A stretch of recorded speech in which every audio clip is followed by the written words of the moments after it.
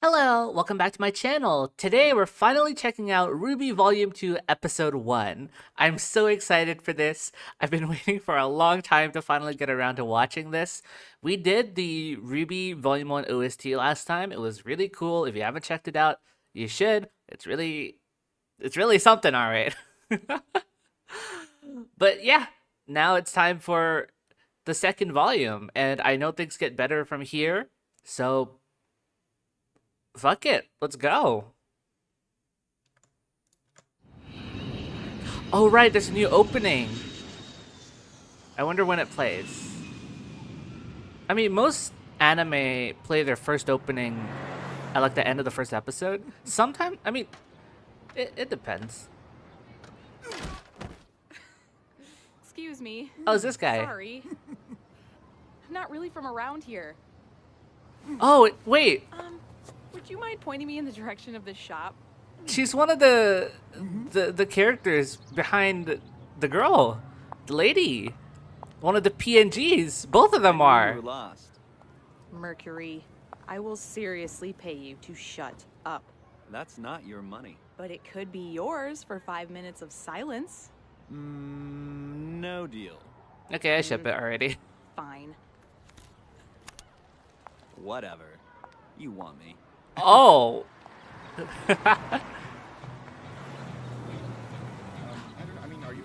What happened to the shadow people? Oh my god. So how much farther? The A few budget. blocks. Oh, this place is so dull. Meh, I kind of like it. Tall buildings, diverse culture. And nice, dopey people who are easy to pickpocket. That's every city. Ooh, Emerald! Master Thief! Please don't take my money. I barely have enough to get by. Emerald. Oh my god, they You're no bicker fun so much. today. Honestly, they're more like siblings at this point.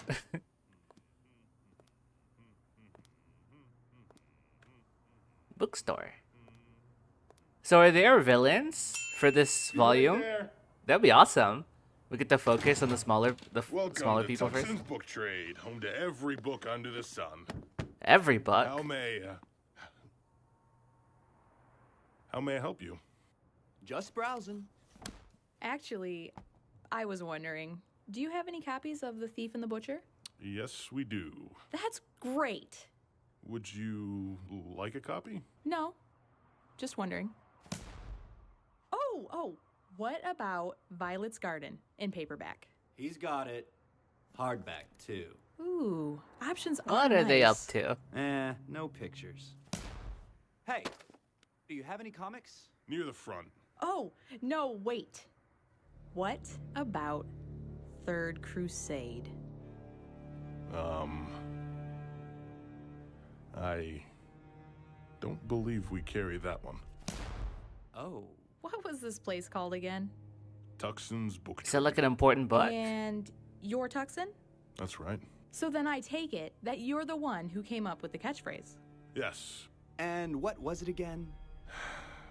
Tukson's book trade, home to every book under the sun. Except the Third Crusade. It's just a catchphrase. It's false advertising. You shouldn't make a promise you can't keep, Tukson. I hear you're planning on leaving. Moving all the way to Vacuo. Your brothers in the White Fang wouldn't be happy to hear Oh that. shit. And neither are we. White Fang Defector? You know who we are, don't you? Yes. And you know why we're here? And they're sent to take care of him? So, are you going to fight back? Yes! He's kind of like Sabretooth. Don't you think? Oh, okay, well, that was something.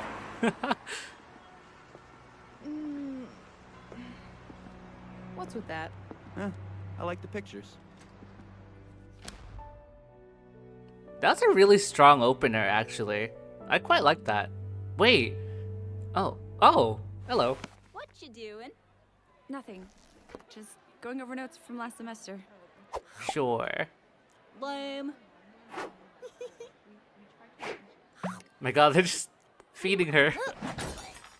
What the fuck? RWBY. Sisters! Friends! twice. Four score and 7 minutes ago, I had a dream. This ought to be good. What the fuck is A going dream on? that one day, the four of us would come together as a team and have the most fun anyone has ever had. Ever! Did you steal my binder? I am not a crook. Oh my are you talking fucking about? god. I'm talking about kicking off the semester with a bang. I always kick my semesters off with a yang. Oh my god. Guys? It's just one thing after another. Look, guys, it's been a good 2 weeks, and between more exchange students arriving and the tournament at the end of the year, our second semester is going to be Great great. recap. But classes start back up tomorrow, which is why I've taken the time to schedule a series of wonderful events for us today. I don't know whether to be proud or scared of what you have in store. I don't know. I think I might sit this one out. Sit out or not, I think however we spend this last day, we should do it as a team. It's great to see these two interact. I think that Oh. You're gonna feel the wrath. Man, that's harsh. So then we were fighting side by side. Wait, who's which that was guy? Super fast, and I threw a banana at a guy, which sounds gross, but it was awesome. Nice. Right? And the best part is, she's a faunus. But that's a secret, okay? Got it. And not a, I'm gonna go tell Scarlet the second son turns his back secret. I'm talking secret. So they're secret. besties. Whoa, chill out, man, okay? I got it. I got it. You better. I just don't want to screw this up, you know? The people here are the coolest. No What? offense to you guys. I'm taken. John? Okay, they're just in here. I'm really excited for you to meet them. So be cool, okay? You're gonna be cool, right? Dude. I guess he looks pretty Good cool. point. The way he slid in like that.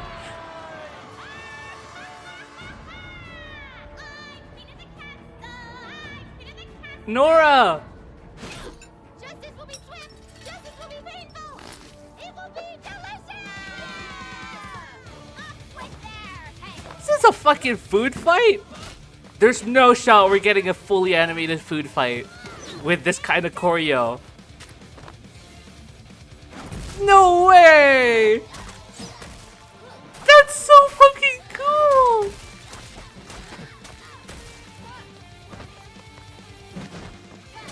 The breadsticks! How stale must they be? They're so tough. Ooh, breadsticks versus breadstick.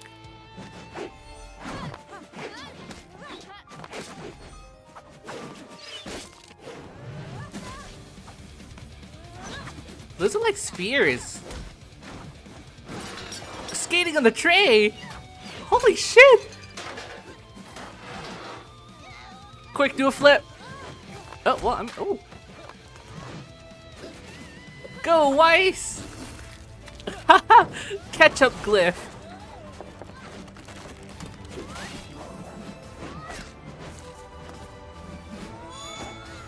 Watermelon hammer!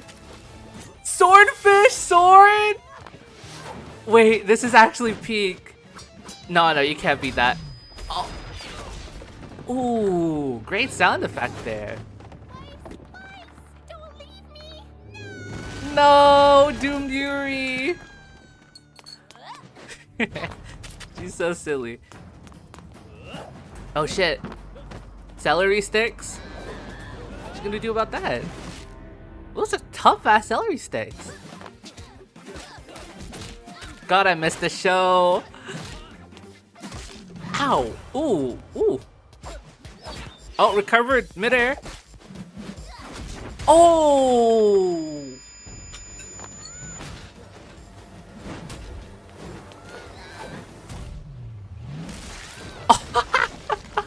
Wait, he's actually kind of broken. Sausage whip. Oh no. Fizzy grenades? This is so creative. We're just having a full-on battle sequence. What the fuck? Of course, she can control poles. I thought that was supposed to be a secret. Do they know about it? Ah, there she goes. That's a whirlwind.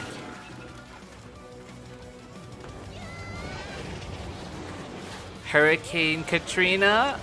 More like Hurricane Tortilla. Oh my god. Ugh. Oh. Oh no, that's overkill. She had a lesson with Bob Ross. I love these guys. No way! He's gonna hate them. Oh shit. You could do that the entire time?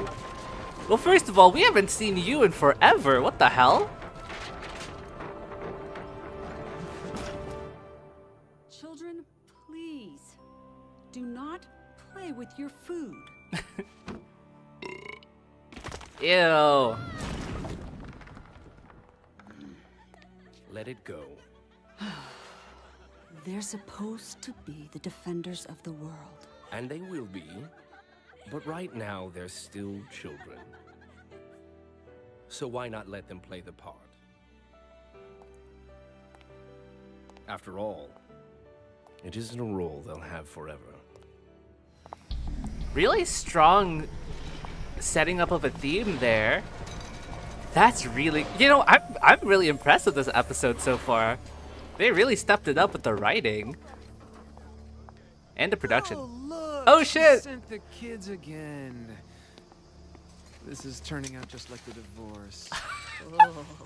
Spare Ew. the thought of you procreating. That was a joke. And this just might tell me where you two have been all day. What? I'm a professional, sweetheart. Pay attention. Maybe you'll learn something. Why do you have this address? Wouldn't you like to know? Yeah, I would. Now, where have you been all day? Cleaning up your problems. One of them, at least. I had that under control. 2-pack bags and a ticket out of Vale said otherwise. Listen, you little punk. If it were up to me, I would take you and your little street rat friend here, and I would... Oh shit. Oh, we're establishing power dynamics here. I'd, not kill them? Smooth. Peter, I thought I made it clear that you were to eliminate the would-be runaway. I was going to... He was going to escape to Vacuo. Mercury and I decided to take it upon ourselves to kill the rat. I think he was some sort of cat, actually. What, like a puma? Yeah, there you go. Quiet. Did I not specifically instruct you two to keep your hands clean while in Vale? I just... Look at him in the Don't background. think. Obey. Yes, ma'am. It won't happen again. And you. Why wasn't this job done sooner?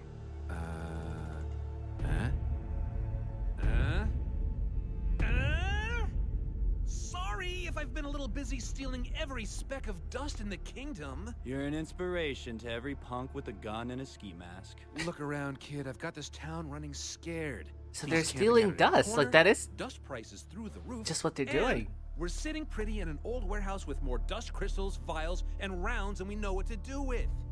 Speaking of which, if you guys wouldn't mind filling me in on your Grandmaster He doesn't plan, even know. it might actually make my next string of robberies go a little smoother. Oh, Roman, have a little faith.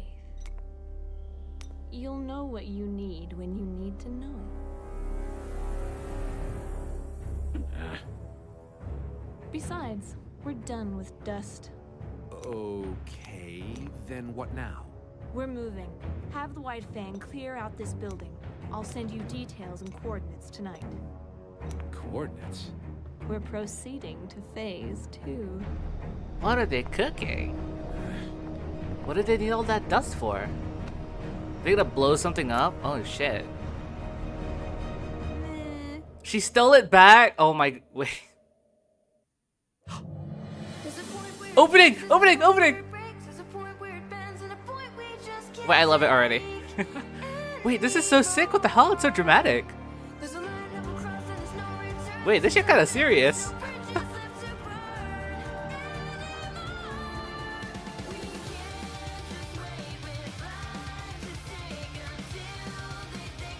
Wait, this effect is so cool the way everyone fades in. Wait, there's so many characters. What the fuck? Everything's on fire. Why are they falling? Is that a metaphor? I hope so. Oh! Woo!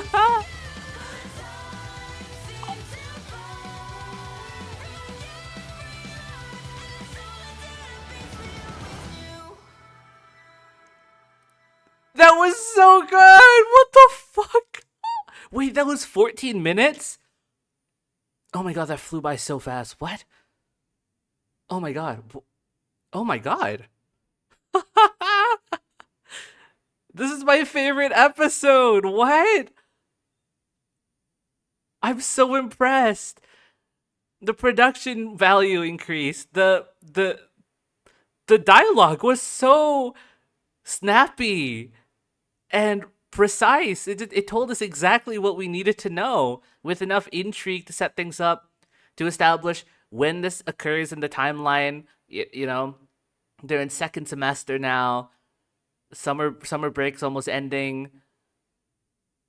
The villains are doing something. They're making moves. Wait, this is really good. And the action they spent all this time and effort to make a food fight.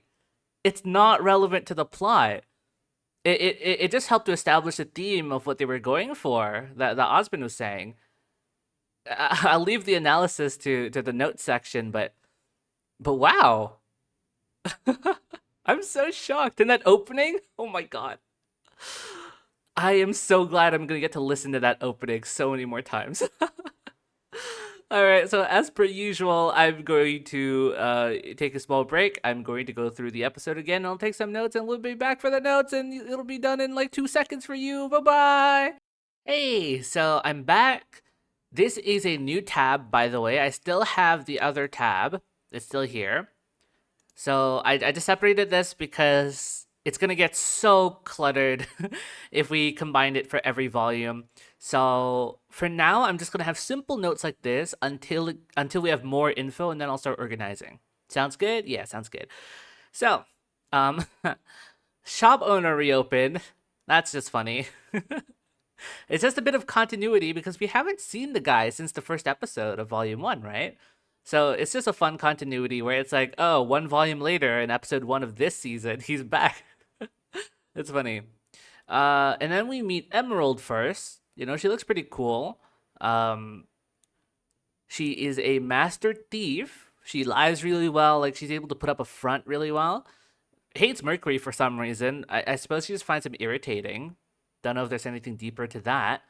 Mercury is some sort of fighter. We haven't really seen him do much other than take out the guy, so I'm just gonna assume he's some kind of, I don't know, rogue, assassin. Yeah. Likes to tease Emerald. Likes comics for the pictures. Some kind of himbo behavior here. It's nice characterization. Speaking of nice characterization, is against false advertising. The villains who just killed a guy. It's like, hey, hold on. We may be murderers, but you can't falsely advertise your store. So stupid. It's amazing. Tukson seems to be in shambles, unfortunately. White Fang defector who died before leaving to Vacuo, the Hands of Cinder's goon. So we know what Vacuo is. Well, no, I mean, we heard of Vacuo before. It's been mentioned like once. I don't remember where, but in Volume 1 they did mention Vacuo, so I know it's some kind of place. I suppose him as a character wasn't important. What mattered was what he was doing, which was leaving Vale. I assume because Torchwick is working with the White Fang, that Cinder and Emerald and Mercury are also in cahoots with the White Fang. So I suppose they have a mutual partnership, maybe, to, you know, to work together and don't want to spill any secrets. So obviously a White Fang member defecting would be like a problem for them because they're working in tip-top secret right now. So that's interesting. Third Crusade, they brought it up. I don't know if it's an important book. The whole idea was he had everything under the sun except for this one. Now, it could just be they wanted an excuse to corner him. But how would they know a book that he doesn't have? I feel like that'd be a strange thing to emphasize. Like, I get that that would be what they might be doing, but it'd be weird to just say the name of a book that's not important if the whole point was to have a gotcha moment with Tukson. You know what I mean? It's like, so it has to be important somehow. It sounds ominous. um, maybe it's some kind of blackmail material. Maybe it has something to do with his history as a White Fang. And then we have Blake reminiscing her past in secret, sketching, familiar faces on that book, and seems to be keeping it a secret from her team, which is, hey, I thought keeping secrets was a problem since last time. So I want to see where that goes. RWBY wants to have fun with the team before the second semester starts. Apparently, it's been 2 weeks since Volume 1, maybe a break. Exchange students are coming in because of the end of the year tournament. Now, this is probably the tournament mentioned by Weiss in the Vital Festival. She was talking about dances, parades, and a tournament last volume. So this is that tournament, probably. The Vital Festival tournament. So RWBY's whole deal right now is she wants to hang out with her team, and it matches with what Ozpin was saying, like, hey, they're still children, let them be children. So RWBY is this right now. So that sets it up of RWBY probably having to choose between being responsible and being free in this volume. That would be a cool thing to happen, or something along those lines.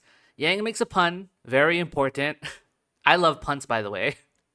So whenever a character makes a pun, it's just like, hey.